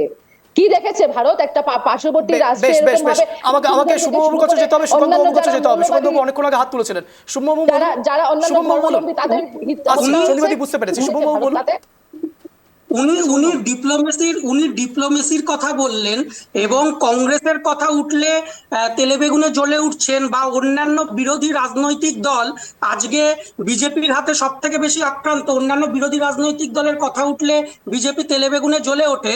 আর উনি যে ডিপ্লোমেসির কথা বললেন, সেই ডিপ্লোমেসি, সেই কূটনীতি আজকে এই বিজেপির নেতৃত্বাধীন ভারতের কতটা ব্যাপক পরিমাণে ব্যর্থ হয়েছে বলে আজকে সেটা সামলাতে সমস্ত বিরোধী দল থেকে প্রতিনিধিত্ব করে আজকে গোটা বিশ্বে ডেলিগেশন পাঠাতে হচ্ছে। বিজেপি ফেল করছে, তাহলে কি আপনাদের মাও সমর্থিত ওই মাওবাদীদের যে রণনীতি সেটা পাস করবে? সেটার সাথে তো এটা একসাথে কথাটা আসে না। কেন আসে না? নিশ্চয়ই আসে, আলাদা আসে। সেটাও তো একটা নীতি, সেটাও তো একটা আদর্শ। আলাদা ডিবেট করতে পারে। আপনাদেরও তো এটা আদর্শ নীতি তো। এটা আভ্যন্তরীণ দেশের নীতি, ওটা বিদেশি। আমি যখন বিদেশ নীতি নিয়ে কথা বলছি তখন আপনি আভ্যন্তরীণ চলে যাচ্ছেন, আমি যখন আভ্যন্তরীণ নিয়ে কথা বলছি তখন আপনি বিদেশ নীতিতে চলে যাচ্ছেন। দুটো তো একসঙ্গে চলতে পারে না। কথা হলো, উনি প্রশ্ন তুললেন ডিপ্লোমেসি নিয়ে, উনি প্রশ্ন করলেন যে ভারতের ডিপ্লোমেসি নিয়ে, কূটনীতি নিয়ে, সেইটার আমি উত্তর দিলাম। আপনি মাওবাদী বিতর্ক নিয়ে আপনি একটা আলাদা ডিবেট করতেই পারেন, সেখানে উত্তর দিয়ে দেবো। নিশ্চয়ই আমি একেবারে আমি বুঝতে পেরেছি। আলিবাবু যে কথাটি বললেন যে আমাকে সবাইকে বলার সুযোগ দিতে হবে সন্দীপাদি। একদম, আলিবাবু যে কথাটি বললেন যে আমি কংগ্রেসের কথা বলছি না, আমি আমার পার্টির কথা বলছি, মানে আমার কথা বলছি, তাহলে আমাদের আমার তো মনে হচ্ছে কংগ্রেস এই কথা বলবে না দিদি। আপনি যেভাবে বলছেন কংগ্রেস দল, আপনি বিজেপিতে থেকে আপনার কি করে মনে হতে পারে? এরকম হতে তার পারে মানে না। আপনি শারীরিক, তাদেরও আছে ওয়েট করার বিষয় আছে, অত সোজা নয়। ইরান হলো আমাদের 1000 বছরের পুরনো বন্ধু। ইরান 1000 বছরের পুরনো বন্ধু। আচ্ছা, ঠিক আছে, শুনে নিন, সভ্যতা, শুনে নিন সংস্কৃতি আমরা যুক্ত। আলিবাবু, শুনে নিন। আপনিও কেন তৃণমূলীদের মতন করছেন? শুনে নিন। যে জায়গায় সরকারকে, আমাদের সরকারকে নিশ্চিত একটা ভাব, একটা তৃণমূলীদের মতন করছেন। পরিস্থিতির শুনে উপর নিন, ধৈর্য রাখুন মূল্যায়ন শোনার। তার বক্তব্য রাখতে হবে। যখন বলেছেন কংগ্রেসের ব্যাপার নিয়ে যখন কথা তুলেছেন, তাহলে বলি একটা কথা, যে গান্ধীজিকে নিয়ে বিজেপির এত নোংরা কথাবার্তা, এত গান্ধীজিকে মানে না, নোটে মানবে না, মানবে না, তাহলে যখন ডেলিগেশন টিমটা গেল, ডেলিগেশন টিমের অন্য কেউ ছেড়ে দিন, বিজেপির যিনি এমপি আছেন রবিশঙ্করজি, উনি কেন বললেন যে ভারত গান্ধীজির দেখানো বিদেশ নীতিতে, গান্ধীজির দেখানো নীতিতে ভারত চলছে, আমরা না না সেই এই কথা যদি সঙ্গে আপনি বলেন তাহলে তো শশী থারুরও উল্টো বিজেপির প্রশংসা করেছে। সর্বোপরি না না না না না কার্যকর। না না ঠিক ঠিক ঠিক সন্দীপদি, না, আপনি যখন তাহলে- আপনি না, যখন না, রবিশঙ্কর বাবুর তাহলে- উদাহরণ টানবেন তখন শশী থারুরের কথাও আপনাকে টানতে হবে। শশী থারুর একেবারে একদম, ডেলিগেশনে একদম গিয়ে না, তিনি ভারতের বলছেন যে সবাই কথা বলেছে। ভারত, হ্যাঁ সেটাই তো ভারতের বলছি। সবাই, হ্যাঁ, হ্যাঁ, ভারতের তাহলে- সবাই- শশী থারুর ভারতের- বিজেপির ভারতের প্রশংসা কথা করেননি, বলা। শশী থারুর হ্যাঁ। ভারতের প্রশংসা করেছেন, তিনি দেশের হয়ে প্রতিনিধিত্ব করছেন। শশী থারুর বিজেপি ভারতের অংশ নয়, প্রতিনিধিত্ব করেননি। বিজেপি ভারতের অংশ নয়। বিজেপির হয়ে প্রতিনিধিত্ব বিজেপির করেননি, প্রতিনিধিত্ব শশী থারুর করতে যাননি সেখানে। ভারতের হয়ে প্রতিনিধিত্ব ঠিক করেছেন। ঠিক তিনি যখন সন্দীপাদির ভারতের কথাটা, হয়ে এই যে প্রতিনিধিত্ব এখানে আর একটা বিজেপি বিষয়, ভারত না, একটা বিজেপি বিষয় আমার ভারত খুব না। ভালো লেগেছে, একটা বিষয় আমার খুব ভালো লেগেছে। ভারত না, বিজেপি না, একটা শুধুমাত্র বিষয়, ভারত না, না বিজেপি না না আমি শুধুমাত্র আমি ভারত আমি না। আমি বুঝতে পেরেছি সন্দীপদি, একটা বিষয় আমার খুব ভালো লাগলো, তা হচ্ছে যে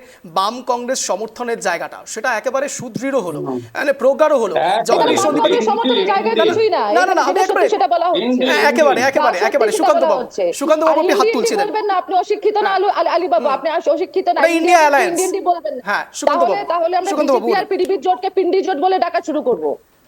আমি না সুকান্ত না বাবু, না আমার প্লিজ মনে প্লিজ না, হয়- ওটা ইন্ডিয়া অ্যালায়েন্স, পিন্ডি প্লিজ জোট বলে সেখানে সুকান্ত বাবু। কাশ্মীরকে কাশ্মীরের নামে আপনারা না পিন্ডি না দান আমরা করে আমরা আমরা এসেছেন। আমরা ডাইভার্ট হচ্ছে সুকান্ত বাবু, প্লিজ বলুন। আমার মনে হয় একটা আন্তর্জাতিক আলোচনা সবারই একটু সুযোগ থাকা উচিত। আমরা তো বসে আছি। এবার দ্বিতীয় কথা আসি, জোট নিরপেক্ষ এখন হচ্ছে অনেকটাই চিতায় যেমন একটা দেহকে পুড়িয়ে ফেলা হয়, তার অবশেষ ক্ষিতি অপতেজ মরুদ বোম হিসেবে যে উড়ে যায়, ন্যামের এখন বর্তমান প্রাসঙ্গিকতা তখনই শেষ হয়েছিল যখন ঠান্ডা যুদ্ধ শেষ হয়, বহু মেরু বিশ্বের যখন আবির্ভূত হয়। আর এখন বিমস্টেক, G20 এগুলো এত বেশি প্রাসঙ্গিক, ন্যাম কিন্তু সেই জায়গায় নেই। সুতরাং আমি জানি না এই ন্যামের তখনকার প্রাসঙ্গিকতা ছিল। আর রিচার্ড নিক্সন নিশ্চিতভাবে ভারতবর্ষের ইন্দিরা গান্ধী উচিত জবাব দিয়েছিলেন এবং তখন তিনি মাথা নত করেনি, বিশ্বাস করলাম। কিন্তু আমি এটাও বিশ্বাস করতে রাজি নই যে যেটা চলছে, যে ভারতবর্ষের কূটনীতি বলুক আর যাই বলুক, গুতেরাস আমার সবচেয়ে হাস্যকর লাগে, এই গুতেরাস পর্যন্ত বলছে এই ধরনের মানে এই যে যুদ্ধ এটা বন্ধ করা উচিত। অস্ট্রেলিয়া বলছে, এবং ব্রিটেন বলছে, সবাই বলছে, কিন্তু কেউ বলছে না ইসরায়েলকে চুপ করতে। তাহলে আমাদের ভারতবর্ষের স্ট্র্যাটেজি কি সেই জায়গায় সহমত, আছে? এই সহমত। জায়গাটা কিন্তু প্রশ্ন। কারণ আমার প্রশ্ন, গুতেরাসের তো নিজের সেনাবাহিনী নেই, কিন্তু বাকি দেশগুলোর তো রয়েছে। সম্মিলিত আর্থিক তো একটা পাপেট সংস্থা এবং সবচেয়ে বাজে সংস্থা, মানে এই সংস্থা রাখা না রাখার সমান। কিন্তু ভারতবর্ষের প্রধানমন্ত্রীর এত বড় একটা মুখ এবং তার বৈদেশিক নীতি তিনি জয়শঙ্করের সাথে অসাধারণ বানিয়েছেন। জয়দেব বাবু ঠিক বলেছেন। আমার তো মতে কথা, চীন এবং রাশিয়া কি করছে? এত বড় একটা যুদ্ধের জায়গা তৈরি করেছে আমেরিকা। ডোনাল্ড ট্রাম্পের মতো দায়িত্ব কর্তব্যহীন আন্তর্জাতিক নেতার হাতে ছেড়ে দেওয়া হচ্ছে বিশ্বকে। তখন তাকে উচিত জবাব ভ্লাদিমির পুতিন দিতে পারতো না, চায়না দিতে পারতো না, কিন্তু করবে না। সমস্যা হচ্ছে সবাই সবার জায়গায়, ভারতবর্ষ সেম একই রাস্তায় হাঁটছে। জোট নিরপেক্ষতা এখন করতে গেলে অঞ্জন, আমাদের যেমন বহির্বিশ্বের সঙ্গে বাণিজ্য প্রযুক্তিগত বিভিন্ন সম্পর্ক রয়েছে, আমরা যুক্তপক্ষ থাকলে ওই যে ওরকম অবস্থা। আমি জয়দেবদার সাথেও কথা বলবো না, আলীদার সাথেও কথা বলবো না, সন্দীপাদির সাথে কথা বলবো না, একা একা বসে থাকবে, এটা সম্ভব নয়। বর্তমান বিশ্বে সবার সাথে সবার যোগাযোগের প্রাসঙ্গিকতা রয়েছে। তো সুতরাং জোট নিরপেক্ষতা এখন বলে মানে আমার মতে কোনো প্রাসঙ্গিকতা নেই। এবার যদি প্রাসঙ্গিকতা নিয়ে আসতে চেষ্টা করেন তাহলে ওই যারা করেছিল, এবং যে দেশগুলো সবই ছিল হচ্ছে ডেভেলপিং কান্ট্রি, সেই দেশগুলো ক্ষমতাই ছিল না যে আন্তর্জাতিক রাজনীতিকে প্রভাবিত করার চেষ্টা করা হয়েছে। কিন্তু ভারতবর্ষে আবারও বলছি, যেটা বারবার আলিদাকে বলা হচ্ছে, আলিদার কাছে সেই জবাবগুলো নিশ্চিত পাওয়া যাবে না, কিন্তু আলিদার কাছে এই প্রশ্নগুলো কিন্তু সবার কাছে সবাই উত্থাপিত করবে যে কোথাও গিয়ে কিন্তু আমাদের স্ট্যান্ডটা ক্লিয়ার না। কিন্তু এই সময় দাঁড়িয়ে এটা ঘটনা যে আন্তর্জাতিক রাজনীতিতে যে পরিস্থিতি তৈরি হয়েছে, ভারতবর্ষ কিন্তু একদমই সন্ধিবাদী ঠিক বলেছে। একবার তো অ্যাটলিস্ট বলা যেত ইসরায়েলকে, তাহলে তো অ্যাটলিস্ট যে এই যুদ্ধটা বন্ধ হোক, এতটুকু আমি বাণিজ্য ধরলাম। আপনার সঙ্গে আমি একেবারে কেন বলছি সহমত, তার কারণ ইরানকে যখন প্রধানমন্ত্রী নরেন্দ্র মোদী ফোন করতে পারছে, তাহলে একই বিষয় নিয়ে ইসরায়েলকেও তো ফোন করতে পারে যে আপনারাও শান্তির দিক বেছে নিন। একই বিষয় তো ইরানকেও বলুক ইসরায়েলকেও বলুক, তাতে তো অন্তত বিষয়টা অনেকটা ক্লিয়ার হয়। শোনো, একটা লাস্ট বলে শেষ করবো। After the disintegration of the Soviet union 1991 সালে স্বপ্ন দেখেছিল মানে বিশ্ব না, আমেরিকা স্বপ্ন দেখেছিল আমরা নিজেদের মতো রাজত্ব করব।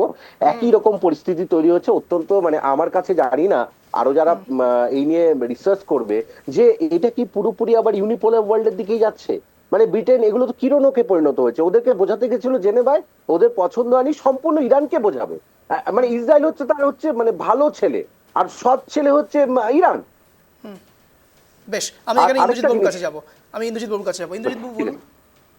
আমি ওই পরিপ্রেক্ষিতে একটা কথা আলিবাবুকে বলবো যে 2024 12 এপ্রিল আপনার প্রধানমন্ত্রী আমাদের ডোনাল্ড ট্রাম্পের পাশে বসে কি বার্তা দিয়েছিল? কোনো কথা বলেছিল? না, বলেনি। উল্টে যখন বাণিজ্যের উপরে শুল্ক চাপানো হলো তখন তিনি নির্দ্বিধায় চুপ করে থাকলেন, এবং সাংবাদিকরা যখন পরে ওনাকে বেরোনোর পরে কর্তব্যরত সাংবাদিকরা কোশ্চেন করলেন, সারা বিশ্বের সাংবাদিকরা, সেইখানে তিনি কিছু সেইভাবে বললেন না। তাহলে এই যে না বলার ধরন এবং এই জিনিস তো দীর্ঘদিন ধরেই দেখে যাচ্ছি আমরা। এই যে বিগত শুক্রবার জেনেভা বৈঠকে আমেরিকার প্রতি ইরানের যে বার্তা ছিল, ইসরায়েলের হামলা না থামালে আমেরিকার সঙ্গে ইউরেনিয়াম চুক্তি আর করবে না, তাহলে তার পরের দিনই দেখা গেল এমন একটি মানুষের কাছে এই আমেরিকা দেশটা পড়েছে যে সারা বিশ্বের কাছে এটা একটা খুব সত্যি, সুকান্তবাবু এই কথাগুলো আলোচনা করছিল, খুব চিন্তার বিষয়। একটা ছোট্ট বলি, $280 মিলিয়ন খরচা করলো আমাদের টেসলার কর্ণধার এলন মাস্ক। তাহলে এই পরিমাণ খরচা করলো, এবং কালকে আমরা একটি টুইট দেখলাম, কালকে এলন মাস্কের একটা টুইট দেখলাম যে আমি যদি না থাকতাম, তার পাশে না দাঁড়াতাম, তাহলে তিনি ডোনাল্ড ট্রাম্প নির্বাচনে জিততে পারতেন না। তার পরবর্তীকালে ডোনাল্ড ট্রাম্প 1 ঘন্টার মধ্যে টুইট করে জানালো যে টেসলার যে গাড়ি এবং বৈদ্যুতিক শিল্প যেগুলোতে ওরা ইনভেস্ট করে থাকে এবং যারা ওর মানে মেন বিজনেস, সেখানে যেন কোনো মানুষ, আমেরিকার কোনো মানুষ এবং বিশ্বের কোনো মানুষ যেন এই ধরনের কোম্পানির সঙ্গে কোনো রকম চুক্তিবদ্ধ বা কোনো না, জিনিস যেন না। আপনি তো আমেরিকা নিয়ে আলোচনা করছেন, আমি বলছি ভারতের ক্ষেত্রে কি করেছিল। এই তো ট্রাম্প সরাসরি বলে দিয়েছিলেন, আইফোনের ক্ষেত্রে, অ্যাপেলের ক্ষেত্রে সরাসরি বলেছিল। একদম তাই। এবারে আরেকটা জিনিসই দেখো অঞ্জন, যে পরিস্থিতি এই ট্রাম্প তৈরি করছে, ট্রাম্প নিজের দেশ তো হচ্ছে, নিজের দেশে যেভাবে মানুষ রাস্তায় নেমেছে, মানে সাংঘাতিক বিষয় যে আমেরিকায় এইভাবে বহুদিন পর মানুষ রাস্তায় নেমে প্রতিবাদ করছে। একটা এত বড় বিশ্ববিদ্যালয়, সারা বিশ্বের মানচিত্রে তার বিরাট নাম, সেই বিশ্ববিদ্যালয়কে অনুদান দেওয়া বন্ধ করে দেওয়া হয়েছে, এবং সেই বিশ্ববিদ্যালয় তার কি মানে প্ল্যানিং থাকতে পারে, সে কিভাবে চলবে সেইটা ঠিক করবে ডোনাল্ড ট্রাম্প। তাহলে সেইখানে শিক্ষা, সেখানে মানুষের অধিকার খর্ব হচ্ছে। তা সুতরাং ভারত যদি এখনো আমেরিকার প্রতি করে দেয়, কদিন আগে দেখো যে আসিফ বুনিকে 10টার সময় টাইম দেওয়া হলো যে এর জন্য, তার ভোজের জন্য, মধ্যাহ্ন ভোজের জন্য, কিন্তু তার আগের দিন রাত্রি 11টা 33-এ ফোন করলো নরেন্দ্র মোদীকে যে আপনিও আসুন। যাই হোক, নরেন্দ্র মোদী স্কিপ করে গেলেন, বুদ্ধিমান লোক তো, গুজরাটি বেনিয়া লোক, স্কিপ করে গেলেন। কিন্তু যদি ওখানে যেতেন তাহলে কি বার্তা আসতো, তাহলে একবার ভেবে দেখো কিরকম স্ট্র্যাটেজিটা উনি নিয়ে চলছেন। ব্যাপারটা হচ্ছে উনি কারোরই না, ইনি এমন একটা মানুষ যে এমন একটা লোকের হাতে আজকে দেশ পড়েছে, এবং সত্যি এটা ইমিডিয়েটলি ভারতের এইটা বিষয় এগোনো উচিত। এবং রাশিয়া কদিন আগে আমরা বিভিন্ন সূত্রে বিভিন্ন এতে জানতে পারলাম যে রাশিয়ায় যে সংবাদপত্র সেইখানে বেরিয়েছিল রাশিয়া চীনের সঙ্গে মধ্যস্থতা করে ভারতকে নিয়ে এই লড়াই জারি করবে, এবং ইরানের সঙ্গে ইরান আর ইসরায়েলের যখন কনফ্লিক্ট বারংবার সামনে আসছে, ভারতের সঙ্গে আমরা বারংবার লিঙ্ক করবার চেষ্টা করছি এই জন্য, তার কারণ শুধুমাত্র বিশ্বের মানচিত্রে যুদ্ধ হবে এমনটা কিন্তু নয়। বিশ্বের মানচিত্রে যে কোনো জায়গাতে যদি যুদ্ধ হয় তাহলে পার্সপেক্টিভ সব জায়গাতে সমানভাবে না পড়লেও কিছু হলেও পড়বে। অন্তত ইরান এবং ইসরায়েলের সঙ্গে ভারত ঠিক কোন কোন সময় ইসরায়েল ভারতকে সাহায্য করেছিল এবং ইরান ভারতকে সাহায্য করেছিল, এক নজরে একটু দেখুন।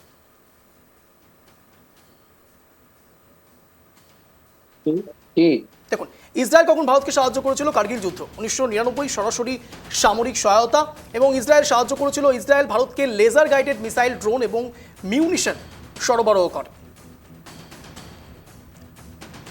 ইসরায়েলকে অস্ত্রটা সরানোর জন্য। Next plate.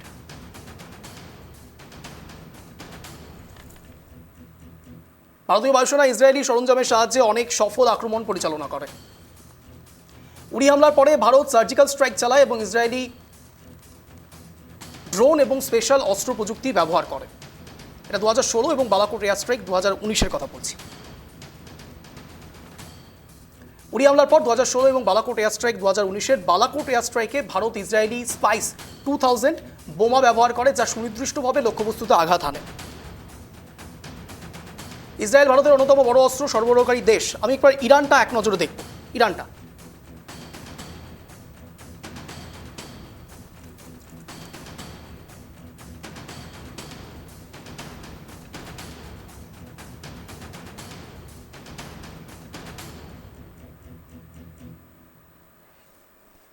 ইরান ঠিক কখন ভারতকে সাহায্য করেছে? চাবাহার বন্দর প্রকল্প, কৌশলগত সহায়তা। এটি পাকিস্তানের গোয়াদর বন্দরের বিকল্প হিসাবে কাজ করে। এটা অত্যন্ত গুরুত্বপূর্ণ একটি বন্দর। ইরান চাবাহার বন্দরের উন্নয়নে ভারতকে সক্রিয়ভাবে সহযোগিতা করেছিল। এটি পাকিস্তানের গোয়াদার বন্দরের বিকল্প হিসেবে কাজ করে। আমি ঠিক একেবারে কথা প্রসঙ্গে যখন হাইফা সমুদ্র বন্দরের কথা মনে করিয়েছিলাম একদম প্রাথমিক স্তরে, আমি ঠিক এখান থেকে একেবারে অন্তিম লগ্নের দিকে যাচ্ছি। এবার সবাইকে 1 মিনিট করে স্ট্যান্ড পয়েন্ট রাখার সুযোগ দেবো। আমি প্রথমেই সুযোগ দেবো শুভম বাবুকে। শুভম বাবু, আপনার 1 মিনিট সময় শুরু হচ্ছে এখন, আনইন্টারাপ্টেড, বলুন। ইন্দ্রজিৎ বাবু যেটা বললেন এটা খুব বাস্তব কথা, সেটা হচ্ছে আমেরিকাতে ব্যাপক আন্দোলন শুরু হয়ে গেছে, এবং এটার সাথে এটাও আমি বলে রাখতে চাই, সেটা হচ্ছে গতকালই মেহমুদ খালিল, যে প্যালেস্তাইনপন্থী যে ছাত্র যাকে ট্রাম্প দীর্ঘদিন আটক করে রেখেছিল, তাকে এই যে লাগাতার নিউ ইয়র্ক থেকে শিকাগো এই যে লক্ষ লক্ষ মানুষের জমায়েত, তার ফলে ট্রাম্প মুক্তি দিতে বাধ্য হয়েছে। সুতরাং আভ্যন্তরীণভাবে ট্রাম্প খুব একটা ভালো অবস্থায় নেই।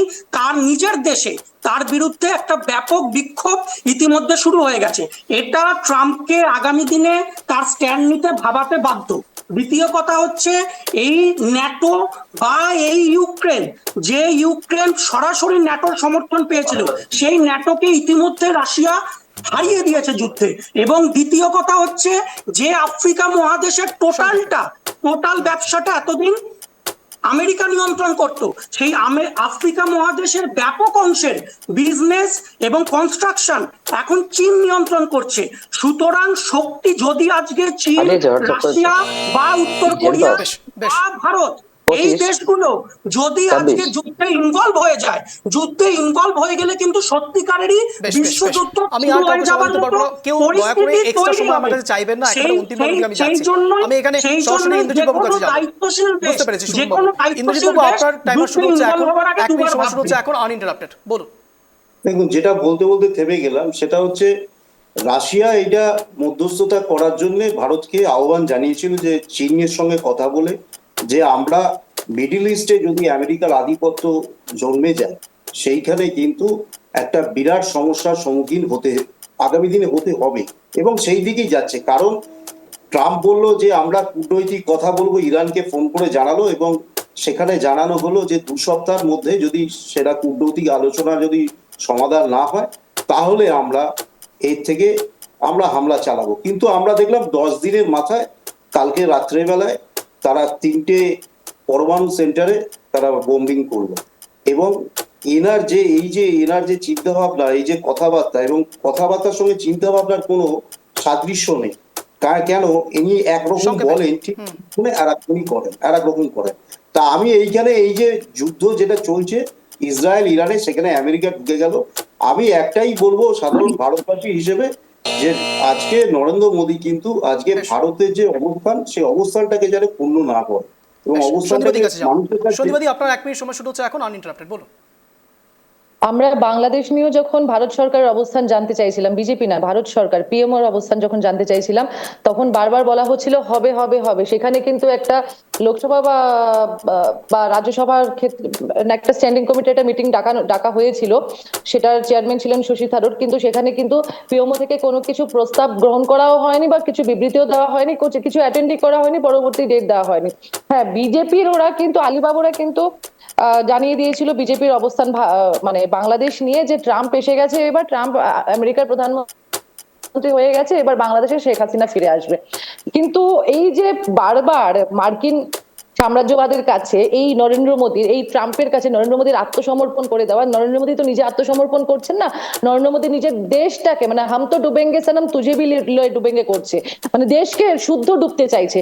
সেখানে দাঁড়িয়ে বলবো যে জওহরলাল নেহেরু, প্রাক্তন প্রধানমন্ত্রী জওহরলাল নেহেরু যে 8খানা পয়েন্ট আমরা যেটা অ্যাডাপ্ট করেছিলাম ভারতবর্ষের জন্য তখন, সেটা ছিল যে জোট নিরপেক্ষতা, পঞ্চশীল, উপনিবেশবাদ এবং আধিপত্যবাদের বিরুদ্ধে বিরোধিতা করা, বর্ণবিদ্বেষের বিরুদ্ধে, যে কোনো আন্তর্জাতিক সমস্যার শান্তিপূর্ণ সমাধান, নিরস্ত্রীকরণ, পিছিয়ে পড়া দেশগুলোর সাথে বন্ধুত্বপূর্ণ সম্পর্ক, প্রতিবেশী রাষ্ট্রগুলোর সাথে বন্ধুত্বপূর্ণ সম্পর্ক। বেশ আমি আর সময় দিতে পারছি না। আলিবাবুর কাছে যাবো। আলিবাবু, আপনার 1 মিনিট সময় শুরু হচ্ছে এখন, আনইন্টারাপ্টেড, প্লিজ। আলিবাবু বলুন। আমাদের প্রথম যেটা অবস্থান, সেটা হচ্ছে যখন যেমন তখন তেমন নীতি গ্রহণ করে আমরা চলবো। আমরা শান্তিকামী দেশ, আমরা নিজেরা শান্তিতে বিশ্বাস করি, এবং পৃথিবীর অন্য দেশকেও আমরা শান্তিতে চলবার জন্য আমরা রিকোয়েস্ট করি, বা আমরা তাদের চলার জন্য পরামর্শ দিই, বা আমাদের পরামর্শ নিলে সেই কথাই আমরা বলি। সেই কারণে ইরান আমাদের 1000 বছরের পুরনো বন্ধু, এবং তাদের সঙ্গে আমাদের সাংস্কৃতিক আদান প্রদান বিভিন্ন সময় আমাদের হতো। আমরা চাই ইরানের সঙ্গে যে যে এখন এই মুহূর্তে যে ইসরায়েলের যে যুদ্ধ অবস্থা চলছে সেটা তাড়াতাড়ি করে শান্তিতে পর্যবসিত হোক, একটা নিষ্পত্তি হোক। আমরা চাইলে, ভারত সরকার চাইলে আমরাও মাঝখানে থেকে আমরাও তাদের এই আলোচনায় অংশগ্রহণ করতে পারি শান্তির জন্য, কিন্তু আমরা কখনো অশান্তিকে প্রশ্রয় দেব না, আমরা সেটা দেইওনি। সেই জন্য আমরা চাই এই মুহূর্তে আমাদের অবস্থান যখন যেমন তখন তেমন নীতি। বেশ, জয়দেববাবুর কাছে যাবো। জয়দেববাবু, আপনার 1 মিনিট সময় শুরু হচ্ছে এখন, আনইন্টারাপ্টেড, বলুন। দেখুন, চীনের থ্রেড রয়েছে ভারতের ক্ষেত্রে, সেক্ষেত্রে রাশিয়া ভারতের যে ভালো বন্ধু হবে সেটা প্রমাণ পেলাম না। ইরানের ক্ষেত্রে রাশিয়া নিশ্চুপ হয়ে গেল। সেক্ষেত্রে চীনের থ্রেড, বাংলাদেশের থ্রেড, পাকিস্তানের থ্রেড, শ্রীলঙ্কার থ্রেড সামলাতে আমেরিকাই কিন্তু ভারতবর্ষের বিশ্বস্ত বন্ধু হতে পারে, এবং আমেরিকার সাথে যদি ভারতবর্ষের সুসম্পর্ক আরো দৃঢ় থেকে দৃঢ়তর হয় তাহলে চীনও ভয় পাবে, এবং রাশিয়া তো এখন চীনের বন্ধু। এখন যদি চীন ভারতকে আক্রমণ করে রাশিয়া চীনের সঙ্গে গিয়ে জুড়ে যাবে। অতএব আমেরিকাকে ভারতকে সঙ্গে রাখতেই হবে। ইসরায়েল যেভাবে কত রকম সাহায্য করেছে আপনারা দেখালেন, শুধু চাবাহার ইরান, আর কত রকম ভাবে ইসরায়েল ভারতকে সাহায্য করেছে, সেই ইসরায়েলকেও ভারতের বন্ধু রাখতে হবে। অতএব ভারত ইসরায়েল এবং আমেরিকার সঙ্গে টিকে থাকুক, ওই ভীতু কাপুরুষ কাগুজেবাগ রাশিয়া চীনের সঙ্গে বা বাকি বিশ্বের সঙ্গে সম্পর্ক না থাকলেও আমার ভারতবর্ষ অক্ষত থাকবে, আমার ভারতবর্ষ শক্তিশালী হবে, আমার ভারতবর্ষ টিকে থাকবে। অতএব আমি চাইবো ভারত যেন আমেরিকা এবং ইসরায়েলের সঙ্গে আরো বন্ডিং। বেশ, জয়দেববাবু, চা বাহারটা ইরানের, এবং আমি একেবারে সুকান্তবাবুর কাছে যাবো। সুকান্তবাবু, আপনার 1 মিনিট সময় শুরু হচ্ছে এখন, আনইন্টারাপ্টেড, বলুন। খারাপ বলেননি জয়দেব বাবু, আমি 2-4টে কথা বলবো। আমেরিকার বাংকার বাস্টার যেটা আছে, যেটা দিয়ে মূলত এই ভূগর্ভস্থ পারমাণবিক সংস্থাপনাগুলোকে ভেঙে ফেলা যায়। এবং আরো ঘটনা হচ্ছে যে সবচেয়ে যখন নির্বাচনী প্রচারণা চলছিল ডোনাল্ড ট্রাম্পের, তিনি বলছিলেন যে মধ্যপ্রাচ্যে যে আমেরিকা আগের যারা তার শাসক, মানে আগে যারা আমেরিকার রাষ্ট্রপতি হয়েছিলেন তারা বোকার মতো কাজ করেছেন, এখন দেখা যাচ্ছে তিনি সে কাজ করছেন। তার মানে এই আনপ্রেডিক্টেবল মানুষটার সঙ্গে না ভারতও কিন্তু খুব বেশি নিরাপত্তা পাবে না, এটা বড় ভয়ের। মানে ধরো কারো হাতে একটা লুকিয়ে সে একটা কোনো কিছু একটা বন্দুক রেখে দিয়েছে, তোমার কিন্তু যে কোনো মুহূর্তে মনে পড়বে যে কোনো সময় সে চালিয়ে দেবে। সে কিন্তু ইসরায়েলেরও বন্ধু, কেন ইসরায়েল যেহেতু আর্মস অ্যামিউনিশনের একটা বড় বাজার আমেরিকা থেকে নেয়, ইন্ডিয়াও কিন্তু সেরকম। সুতরাং সমস্যাটা হচ্ছে রাশিয়া এখনো কিন্তু সেই অবস্থা নিতে পারছে না। আরেকটা বলা কথা, সম্মিলিত জাতিপুঞ্জকে তুলে দেওয়া উচিত এবং গুতেরাসকে একটা মালা পরিয়ে, কি মালা পরাবে এটা বুঝে নাও, মালা পরিয়ে ওটাকে একদম বন্ধ করে দেওয়া উচিত। ওটা একটা প্রাইভেট একটা ইনস্টিটিউট হয়ে গেছে, ওইটা নিয়ে পরবর্তীকালে রিসার্চ হওয়া উচিত, আর কিছু বলার নেই। বেশ, একেবারে অন্তিম রাউন্ডে ছিলাম। আপনাদের প্রত্যেককে অনেক ধন্যবাদ ট্রাই টিভি বাংলা আসার জন্য, শব্দের কাটাকাটি অনুষ্ঠানে যোগদান করার জন্য। যে কথা বলে আজকে স্পেশাল শো শেষ করবো। দেখুন, বিশেষ করে একটি বিষয়ের দিকে আমরা খুব কম আলোকপাত করেছি, তা হলো আন্তর্জাতিক ক্রুড অয়েল। এই দিকটাতে আমাদের আলোচনা করাটা খুব দরকার ছিল, আর ঠিক সে কারণে শেষ বেলাতে আপনাদের এই বিষয়টির দিকে আলোকপাত করব। দেখুন, সরাসরি এই ওমান এবং তার সঙ্গে সঙ্গে ইরানের যে সম্পর্ক, এবং সেখানে সরাসরি যে সরু সমুদ্র প্রণালী হরমুজ, ঠিক এই জায়গাটিকেই বন্ধ করে দেওয়ার পরিকল্পনা যদি করে ইরান, তবে ঠিক স্বাভাবিকভাবে আন্তর্জাতিক ক্রুড অয়েলের মান কিন্তু আবারও বাড়বে, দাম বাড়বে। খুব স্বাভাবিকভাবে আবারও আশঙ্কা রয়েছে পেট্রোল ডিজেলের দাম বাড়ার। এই কথা বলেই আজকে স্পেশাল শো শেষ করবো। এরকম ইন্টারনেট শো দেখার জন্য প্রতিদিন ঠিক সন্ধ্যে 6:57 নজর রাখুন ট্রাই টিভি বাংলার পর্দায় শব্দের কাটাকাটিতে, যেখানে শব্দের তীরে জব্দ হয় ইস্যু। নমস্কার।